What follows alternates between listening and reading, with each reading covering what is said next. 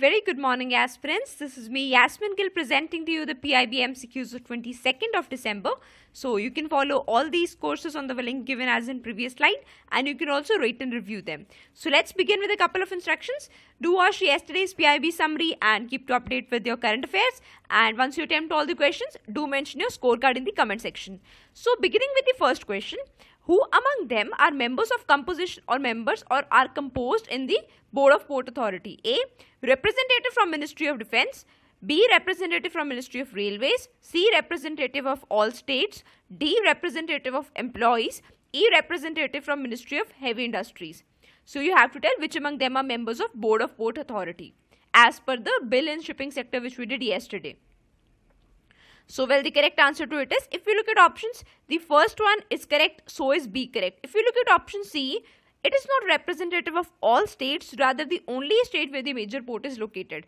Other than that, D is also correct, while there is no member from heavy industries. So, here we have A, B, D as the correct options. Next, what is true of Major Ports Authority Bill? A. Independent Review Board will now handle all the erstwhile functions of TAMP, that is Tariff Authority Management Port. I do not remember the last full form of it. That is the authority which used to fix tariff of major ports. Next is B. Board of Port Authority has the power to lease land only for port purposes. C. Disputes between ports and PPP concessionaires will be taken care of by Board of Ports Authority. So, if you look at options here, the first one, Independent Review Board will not take care of all the functions of TAMP, rather only the residual functions of TAMP. So, this is incorrect, this is wrong. If you look at option B, Board of Port Authority has the power to lease land only for port purposes. This is wrong. Why? Because it can also lease for purposes other than port. But that is for a specified number of years, and once you cross that limit, you have to take permission of central government. If you look at option C, disputes between ports and PPP concessionaires will be taken care of by Board of Port Authority. This is wrong. Why? Because disputes would be taken care of by Independent Review Board. So hereby they asked which is true, so thereby none of them is true. These are the correct options given. Moving to next question. Which among them is correct? A. A free trade warehousing zone is proposed at Ennur in Tamil Nadu. B. Smart port industrial cities are proposed at Kandla and Kakinada. C. International ship repair facility has been proposed at Kochi shipyard in Tamil Nadu. So, looking at options, this is directly picked from PIB yesterday's. And if you look at option A, free trade zone at Ennur in Tamil Nadu, this is correct. If you look at option B, this is wrong. Why? Because smart cities are proposed at Kandla and not at Kakinada, rather at Paradeep. Now, do mention in the comment section where is Paradeep port located. Also, if you look at option C, International ship repair facility, this is at Kochi shipyard, but Kochi shipyard is not in Tamil Nadu, rather it is in Kerala. So, here we have only A as the correct answer. Next, which among them is true? A. International years are usually declared by General Assembly. B. 2017 has been declared as International Year of Sustainable Tourism for Development. C. World Tourism Organization is an agency of UN. D. Its headquarters, that is WTO's headquarters, are located in Paris. So, looking at options here, the correct answer to this particular question is A, B and C. And why is D wrong? Because headquarters are not located at Paris, rather in Madrid, Spain. Next, which among them is not a scheme under Ministry of MSME? Aspire, Safurti, Prime Minister Employment Generation Program, Koir Udyami Yojana. So you have to tell which among them is not a scheme under Ministry of MSME.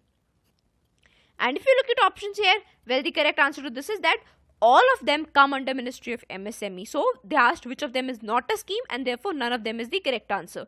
Also, you can read more about the schemes here. The Employment Generation Program will be implemented by KVIC, which is otherwise a statutory body. And if you look at Sufurti, its full form is Scheme of Fund for Regeneration and Regeneration of Traditional Industry. Also, you can read about Aspire here. Next, which among them is true of MSME sector? A. The sector contributes about 20% of GDP. B. It contributes 45% to total manufacturing output. C. It contributes 40% to exports. D. Office of Development Commissioner is the apex body for formulation and overseeing of implementation of the policies of MSME. So looking at the prospects of MSME sector here, the correct answer to it is, see, if you look at A, this is too big a figure. 20% to GDP, this is not contributed by MSME, it is in single digit. And if you look at the correct answer, it is actually 8% of GDP. And if you look at B and C, they both are absolutely correct. And if you look at option D, this is also correct. Development commissioners, they fall under Ministry of MSME, and they are the apex body for implementation of all the schemes. So hereby, other than A, we have all of them as the correct. Next, which among them is correct? A, banking cash transaction tax is an example of a direct tax. B, it is a tax on withdrawal of cash from banks. C, it was introduced in 2005 and continues till date. So I'll tell you after we get to the answer why this was important. So looking at options here, the first one and second one is absolutely correct. If you look at option C, it doesn't continue till date. It was introduced in 2005 and subsequently withdrawn in 2009. So there's a talk about reintroduction of banking cash transaction tax. Particularly SBI chairperson Arundhati Bhattacharya has spoken about the same. So in that context, we need to know what was banking cash transaction tax. So this is it. It was related to withdrawal of cash from banks, and this is not till date. It was withdrawn in 2009.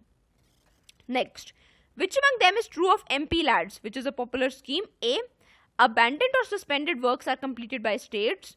B, funds from local bodies can be pooled with MP lads works. C, cooperative societies are eligible under MP lads. D, it provides list of prohibited works alongside list of permitted works.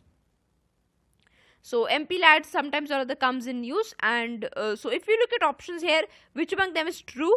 So firstly, other than going to which of the following are true, do mention in the comment section who is the implementing authority or implementing ministry of MP lads. So looking at the options here, the correct answer to this particular question is that all of them are true. Yes, funds can be pooled, cooperative societies are eligible, also prohibited as well as permitted works are given as a separate list. So hereby we have all of them as the correct answer. Next, which among them is true? This and the next question are both from static portion. A, Sudhansh Shiromani was a book written by Brahmagupt. B, Dhanvantri is referred to as god of medicine. C, Chakravat, or it is not of, it is or cyclic method to solve algebraic equations was developed by Bhaskaracharya. So looking at options here, the correct answer to this particular question is B and C. Why is A wrong? Because Sudhansh Shiromani was not written by Brahmagupt, rather it was written by Bhaskaracharya. It had its sub-part as Leelavati also, a very popular book. So here we have B and C as the correct answer. Next, which among them is correct? A, Katha Sarit Sagar was a book composed by Somdev. B, Raj Tarangani is a book about history of kings of Rajasthan by Kalhan. C, both of them are correct, and D, none of them is correct. So before we go on to question, do mention in the comment section Kalhan was in the reign of which king.